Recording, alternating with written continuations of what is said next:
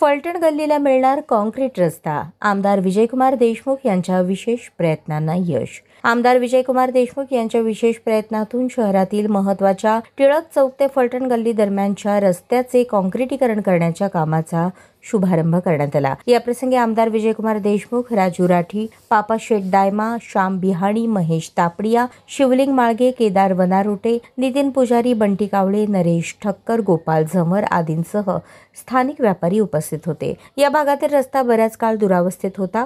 पावसाळ्यात चिखल आणि खड्ड्यांमुळे नागरिकांना मोठ्या गैरसोयींचा सामना करावा लागत होता. स्थानिक नागरिकांनी वारंवार मागणी केल्यानंतर आमदार देशमुख यांनी तत्परतेने पुढाकार घेत हा रस्ता कॉन्क्रिटीकरणासाठी मंजूर करून घेतला. स्थानिक नागरिकांनी या निर्णयाचे स्वागत करत आमदार देशमुख यांचे आभार मानले. या कामामुळे केवळ वाहतुकीस सुलभता मिळणार नाही तर परिसराचे सौंदर्यही वाढेल असा विश्वास नागरिकांनी व्यक्त केला. यावेळी अनंत जाधव, विनायक विटकर, अजित गायकवाड, दत्ता बडगू, देविदास चेळीकर, सचिन कुलकर्णी, गणेश साखरे, बिपिन धुम्मा, प्रसाद कुलकर्णी, मनोज मलकुनाईक, श्रीशैल शेटे, श्रीकांत कट्टीमनी, हिरालाल अट्टे आदी उपस्थित होते.